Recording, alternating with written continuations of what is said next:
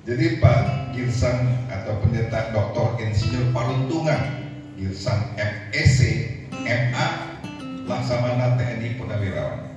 Jadi kalau kita lihat pendidikan, pengalaman ini luar biasa. Tidak banyak orang punya kesempatan untuk menjadi apa yang sekarang ini Pak Girsang ini, ya. Jadi kita bersyukur. Deoni dilahirkan di Kabupaten Asahan tahun 56 dan baru saja 3 hari yang lalu berulang tahun. Kita ucapkan selamat ulang tahun 2 November, ya. Beliau mengorbankan waktu datang kemari, padahal mungkin di sana lagi mau dipestain. Karena sudah punya 2 anak dan punya 3 cucu. Waduh, kalau udah punya cucu itu bosnya cucu ya Pak. Udah dapat izin dari cucu ini, ya. Jadi beliau mempunyai istri Bu Ediana Huta Barat BAMA, ya, sama-sama pernah melayani, mengikuti pendidikan. Beliau pada akhir tahun 2014 itu purna tugas dari TNI, ya.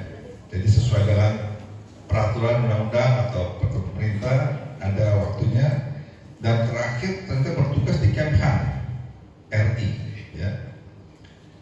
Kemudian tahun 2019 sampai sekarang ini koordinator Rice Center Ministry yang sudah melayani kemana-mana, termasuk di kalau nggak salah konvensi full gospel ya, di gereja-gereja, di perguruan tinggi, termasuk di SNDIK. Beliau membagikan pengalaman dan pemikirannya, ya. Nah.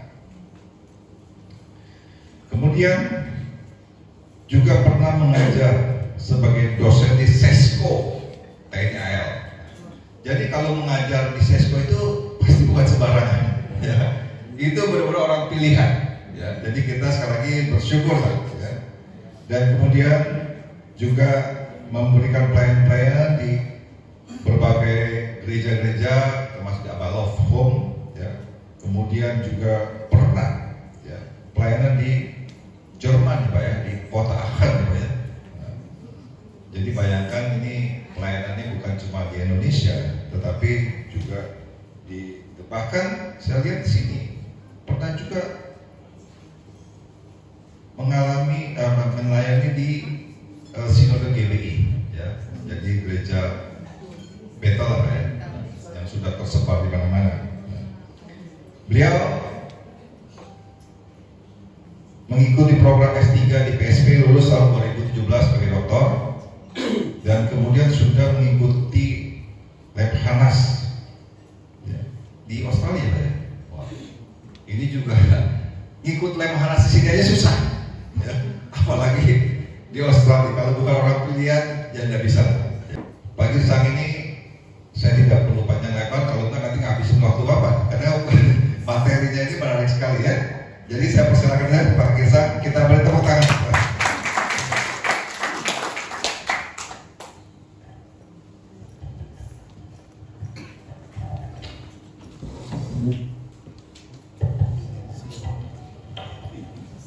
Saya izin duduk sini Pak, ya. Selamat sore Bapak Ibu. Selamat sore. Tetap semangat. Saya mau ada tadi kan sahabat saya Pak Wilson sudah menyampaikan Christ in you, ya kan? Sekarang saya mau undang bangkit berdiri dulu Bapak Ibu. Sebelum kita mulai saya undang bangkit berdiri. Nanti ada satu slogan. Kalau saya katakan Christ in you, nah Bapak Ibu jawab the hope of glory. Nanti baru saya bilang the hope of glory. Bapak Ibu jawab yes, yes. Christ in you, in me, in us, gitu ya. Oke ya Bapak Ibu, ya. Kita mulai, ya. Christ in you, the hope of glory. Yes, yes, yes. Christ in you, in us. Ya, terima kasih, silakan dulu. Jadi Bapak Ibu, saudaraku, ya. Tema ini kalau kita baca, ya, hidup yang berkemenangan dan siap berkarya dalam kehidupan. Ini bukan cuma slogan.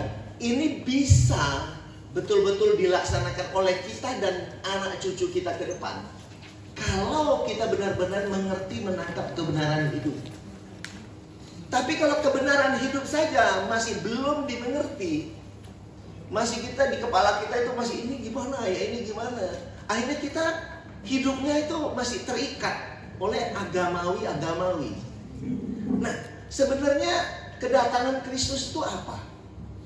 Kedatangan Kristus adalah untuk membebaskan bangsa Yahudi dari ikatan-ikatan agamawi. Setuju atau enggak?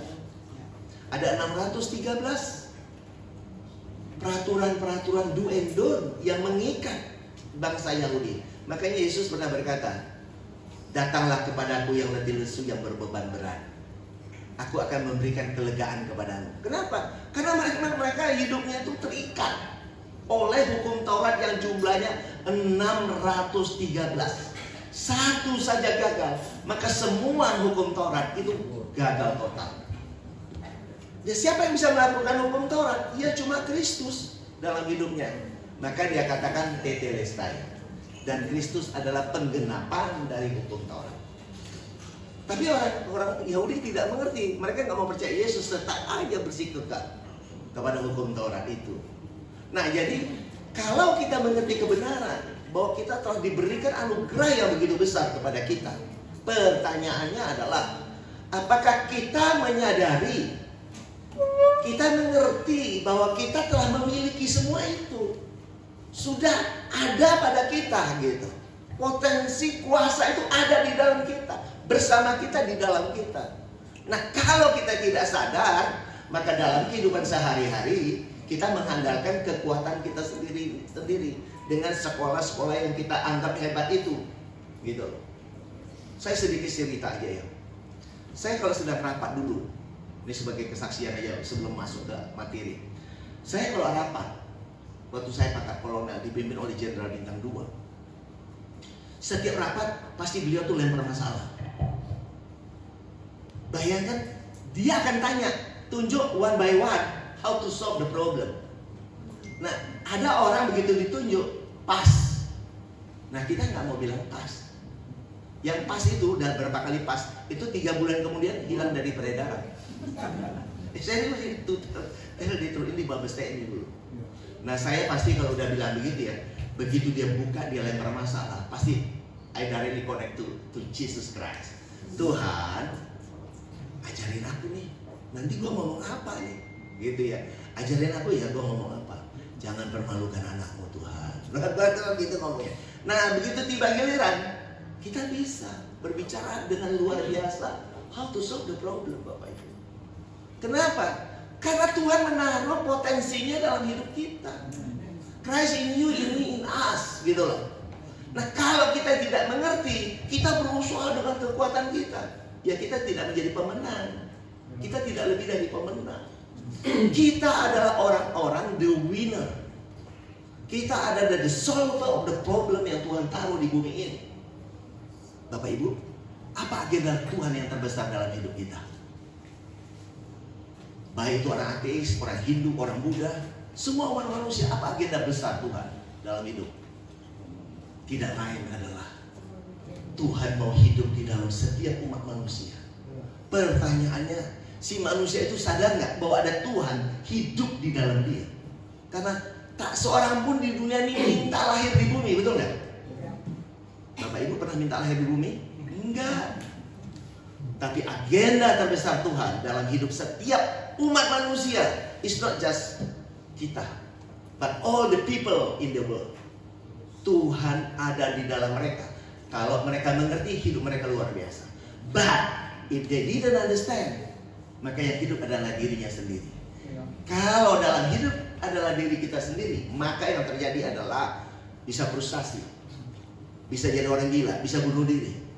But if Christ is in you, in us, maka hidup kita ada happiness, berkemenangan, ya kan? Dan siap berkarya, memberikan karya yang terbaik. Dan kita sebagai orang tua akan mempersiapkan generasi ke generasi.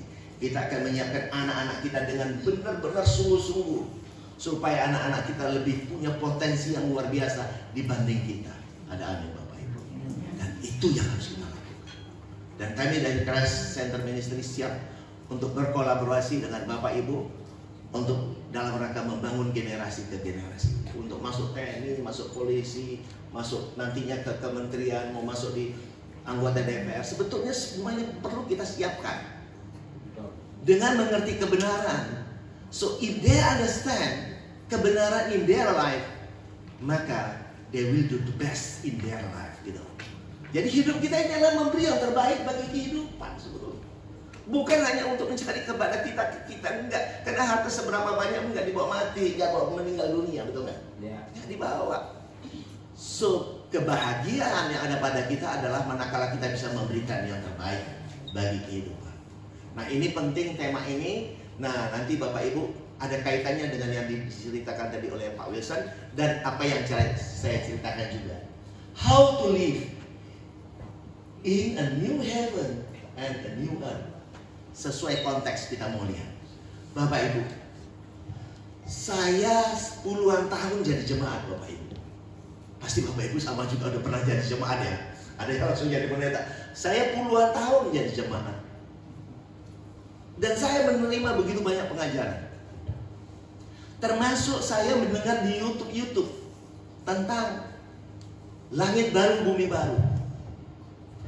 Mohon maaf, kalau nanti Bapak Ibu dapati apa yang saya jelaskan sangat-sangat berbeda dengan apa yang telah selama ini Bapak dengar, Bapak Ibu dengar, dan juga yang Bapak lihat di YouTube kok beda ya sama yang disampaikan Pak Girsa. I will say that, anggaplah apa yang saya sampaikan sebagai satu studi komparasi, di mana ayatnya silakan gali-gali, ayat menjawab ayat, ayat menjawab ayat, sehingga sampai pada satu titik jangan lupa bertanya sama Tuhan. Tuhan, open my mind, buka pikiranku Tuhan, sesuai dengan Amsal 25 ayat 2, sehingga aku juga mengerti kebenaran itu. Karena murid-murid Yesus yang hidup dari pagi, siang, malam, sehari 24 jam selama 3,5 tahun, they didn't understand. Mereka understand why Christ open their mind. Waktu Tuhan buka pikiran mereka, mereka baru mengerti kebenaran kitab suci. So kita juga sama. Kita nggak pernah bersama-sama hidup sejaman dengan Yesus. Kalau Tuhan tidak membuka pikiran kita, percayalah. Saya sering juga ngomong sama orang M yang berdebat. Saya bilang, bro, sorry ya, Anda mau baca Alkitab kami 10 kali, puluhan kali, Anda tetap tidak mengerti. Kalau Tuhan tidak buka pikiran Anda, Anda tidak mengerti. Nikodemus aja yang hidup sejaman dengan Yesus, sejaman, muka ketemu muka, itu saja tidak ngerti apa lahir baru. Betul kan? Apalagi orang M yang taunya mau menyerang, nggak bisa ngerti, teman-teman sekalian. Saya mau katakan, berapa banyak pun buku yang Bapak Ibu baca, kalau Tuhan tidak membuka pikiran Bapak Ibu, saudaraku, kita susah mengerti. Percayalah, ask God, ask Christ Jesus to open your mind and your heart. Mari kita renewing our mind, open our heart, open our mind, untuk menerima pembelajaran hari ini, sehingga nanti terjadi komparasi di dalam pikiran. Nah nanti ayat-ayatnya jelas dan hopefully akan mencerahkan bagi kita semua. Ada amin? Amin. Topik kita ialah how to live in a new heaven and a new earth. Ya, saya mulai ya. Jadi ini, next saya mulai. Nah, agenda kita hari ini dalam waktu yang sebetulnya cukup, tapi saya akan juga bagaimana masuk pas di dalamnya ya. Latar belakang, nanti saya cepat aja di latar belakangnya. Kemudian harapan dan tujuan kita. Kemudian materi sharing firman Tuhan akan menjawab apa itu langit baru, bumi baru, kapan hal itu terjadi, apa hubungan langit pertama, bumi pertama, dan langit baru, bumi baru. Kemudian bagaimana hidup di langit baru, bumi baru. Ya. Nah ini yang saya bilang, saya cepat aja, ya cepat aja di sini. Nah di sini dikatakan latar belakang bahwa langit baru, bumi baru, dan langit pertama, bumi pertama merupakan tema yang agak sulit dimengerti banyak orang. Ini jujur saya mau katakan. Kenapa saya berani berkata gini? Karena saya mendengar banyak YouTube. Ya kan? Banyak YouTube, banyak pengajaran. Ya mohon maaf, nanti silakan dipelajari lagi mana yang meleset. Ya, yang mana meleset dengan Alkitabiahnya di mana gitu. Ya, back to the Bible-nya gimana, ayat gimana. Tapi saya bisa katakan memang ini agak sulit dipahami oleh banyak orang karena sebenarnya Alkitab itu menggunakan banyak bahasa perumpamaan, bahasa sastra, bahasa simbol-simbol. Nah, bagaimana kita mengerti masuk ke dalamnya, kira-kira begitu. Kemudian sesuai konteks Alkitabiah, secara eksegese ayat menjawab ayat dari Perjanjian Lama sampai Perjanjian yang Baru, yang itu akan kita lihat ya Bapak Ibu. Kemudian tercatat di Ibrani 8 ayat 13. Nah, ini penting banget ini. Tolong pahami banget, kita pahami ini ya. Ibrani 8 ayat 13. Perjanjian yang pertama telah menjadi tua. Oke? Ini kan ini. Perjanjian yang lama telah menjadi tua dan usang, telah dekat kepada kemusnahannya, sehingga dibutuhkan apa Bapak Ibu? Perjanjian yang baru atau perjanjian yang kedua. Jadi ada satu hal yang sangat mendasar bahwa apa? Ada perjanjian yang pertama yang usang dan mendekati tua dan harus diganti dengan perjanjian yang baru. Ini yang pertama yang harus betul-betul nempel di pikiran kita Bapak Ibu. Kemudian sedangkan di Ibrani 9 ayat 18 sampai 20 dijelaskan bahwa perjanjian yang pertama harus disahkan oleh apa Bapak Ibu? Darah binatang. Ya, darah binatang yang dilakukan dengan dasar apa? Ketentuan-ketentuan hukum Taurat oleh Musa. Betul ya? Jadi zaman dulu itu, zaman kehidupan di Perjanjian Lama, kalau tidak disahkan oleh darah binatang itu tidak sah. Nah, ini yang kita harus lihat gitu ya. Kemudian intinya bagaimana kita bisa memiliki pengertian dan kesadaran bahwa isi Perjanjian Lama adalah sebagai gambaran. Nah, kita bisa baca nanti kitab Roma 5 ayat 14 di sana dikatakan Adam itu pun gambaran dari Kristus gitu ya. Kemudian Ibrani 8 ayat 5 ini tentang tabernakel yang Musa melihat di atas Gunung Sinai, tentang gambaran dari surga itu sendiri yang diwujudkan menjadi tabernakel. Kemudian juga ini Ibrani 9 ayat 24. Atau disebut juga bayangan. Jadi ada gambaran, ada kata bayangan. Nah, di Kolose juga disebutkan bayangan. Jadi di Kolose dijelaskan, di Kolose 2 ayat 16-17 dikatakan, janganlah ada yang menghakimi kamu dengan makanan, minuman, hari besar, termasuk hari Sabat. Karena semua itu adalah bayangan. Wujud penggenapannya adalah Kristus. So di Kolose 2 ayat 2 juga dikatakan di sana, rahasia yang terbesar, ya, pengertian yang tertinggi adalah apa? Yaitu Kristus, rahasia Allah ya, Kristus. Ya, termasuk ini. Nah, di mana wujud penggenapannya ialah Kristus. Hal tersebut tercatat sesuai konteks di Alkitab Perjanjian yang Baru yang diperkuat oleh bukti sejarah. Jadi bukti sejarah memperlengkapi apa-apa yang kita pelajari dari Perjanjian Lama sampai Perjanjian yang Baru. Kemudian juga di Ibrani 10 ayat 9 dikatakan, nah ini dengan tegas loh dikatakan, dia bilang ini, aku datang untuk menghapus yang pertama dan menegakkan yang kedua. Nah, tadi kan yang pertama mendekati usang, ya, tua, harus diganti dengan yang baru kan. Maka di Ibrani 10 ayat 9 ditegaskan, aku datang untuk menghapus yang pertama, melenyapkan yang pertama, untuk menegakkan yang kedua. Nah, kita lihat apa ini, gitu ya.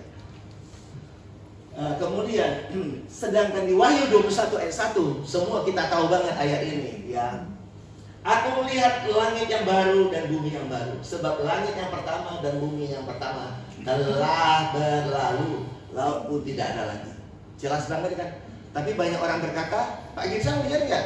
Langit dan bumi ini masih ada sekarang. Belum berlalu Pak Gibson. Ayatnya bilang apa? Bapak Ibu? Di sini bilang apa? Telah berlalu. Tapi banyak teman-teman bilang belum berlalu. Ya. Kemudian dia bilang, emangnya Pak Gibson nggak lihat? Di Ancol masih ada laut. Nih, laut pun tidak ada lagi. Ya. Nah, makanya tadi Pak Wilson kan sudah bercerita. Mari kita melihat kepada hal-hal apa? Yang spiritual, yang rohani, bukan hal-hal yang fisik. Karena 2 Korintus 4 ayat 18 juga katakan bahwa kami tidak memperhatikan hal-hal yang terlihat dengan kasat mata, tetapi kita fokus kepada hal-hal yang tidak terlihat. Karena hal yang terlihat itu sifatnya sementara, tapi hal-hal yang tidak terlihat itulah yang kekal. Nah, kita kalau melihat perjanjian, Jadi sebenarnya Alkitab, ini menurut apa yang saya pelajari Bapak Ibu sekalian, Alkitab itu berbicara kepada apa? Tentang ikatan perjanjian, covenant. Jadi Alkitab is talk, the main point of the Bible is talk about apa? Covenant, perjanjian. Nah ini yang harus kita tangkap di kepala kita. And then next ya. Nah ini harapan kita. Harapan kita ya Bapak Ibu. Nah pada kesempatan ini, langit baru, bumi baru. Langit pertama, bumi pertama menjadi tema menarik untuk kita bahas. Kita menyelidikinya. Sesuai dengan tadi sudah diceritakan Amsal 25 ayat 2. Kemuliaan yang Tuhan berikan kepada kita adalah untuk menyelidiki. Ya, kemuliaan Tuhan adalah merahasiakan. Nah, sehingga kita bisa benar-benar mengerti, understanding sesuai konteks Alkitabiah dengan ayat menjawab ayat dari perjanjian lama sampai perjanjian baru, yang pada gilirannya kebenaran firman Tuhan tersebut akan mencerahkan, memerdekakan kita bila kita mau open mind and open heart, renewing of our mind, ya Roma 12 ayat 2, dengan berfokus kepada hal-hal yang sifatnya spiritual yang tidak terlihat. Mari kita fokus kepada hal-hal yang tidak terlihat, bukan yang terlihat. Nah, percayalah, manakala kita mengerti dan mengenal Kristus Yesus 100 kali lipat sesuai dengan Matius 13 ayat 23, maka sebagai jalan kebenaran dan hidup, ya ini ayatnya, serta menghidupi kebenaran dalam Kristus itu sendiri. Nah, ini banyak ayatnya yang tadi sudah disinggung oleh Pak Wilson. Inilah fakta kekinian. Jadi sebenarnya Bapak Ibu, kita sudah menghidupi fakta kekinian dalam kekekalan. Manakala kita menghidupi Kristus ada di dalam kita, kita ada di dalam dia, kita bersama dia. Artinya apa? Jiwa kita sudah selamat, kita bersatu dengan dia. Itulah kekinian yang kita hidupi sampai pada kekekalan. Ya, kekinian sampai kepada kekekalan. Nah, inilah kekinian di mana identitas kita adalah sebagai apa? Manusia lahir baru, manusia spiritual yang kudus, tak bercacat celah. Ya, karena kita telah dikuduskan satu kali untuk selama-lamanya. Ya. Kemudian di mana yang lama, hidup yang lama telah berlalu, tadi juga singgung, dan hidup yang baru telah datang. Jadi kita sudah menghidupi baru, yang hidup baru. Karena di dalam kehidupan ini banyak orang sudah dibaptis di gereja, tapi nggak menyadari bahwa mereka adalah sedang menghidupi hidup baru. Ya, banyak orang tidak mengerti hidup baru ini cuma sebagai slogan, sebatas pengetahuan, tapi tidak hidup di daily life. Ya, setiap saat kita hidupi manusia baru itu. Bahkan Kristus layak hidup di dalam kita, ya, sebagai orang percaya. Ya, hidup kita bukan kita lagi, tapi Kristus yang hidup dalam kita. Dan Kristuslah yang terekspresikan. Ya, kita memiliki relasi yang ginosko dengan Dia, di mana relasi kita sangat intim, lebih intim dari suami istri. Nah, itulah dengan Tuhan itu sendiri. Ya, sebab Kristus Tuhan adalah roh, Allah itu roh, dan kita telah menjadi manusia roh di dalam Dia. Ya, bahkan perkataan Kristus adalah roh dan hidup. Nah, maka tujuan hari ini, Bapak Ibu, tujuan tema hari ini dalam penyajian kita ini adalah kita jadikan sebagai apa? Bahan studi komparatif demi penggalian yang lebih dalam lagi sesuai ayat menjawab ayat yang sebagian telah tersajikan dalam materi ini, sehingga kita bisa mengerti langit pertama dan langit baru, bumi baru, serta bagaimana kehidupan di langit baru, bumi baru. Itu pengantarnya. Mari ikuti bagian kedua. Thank you.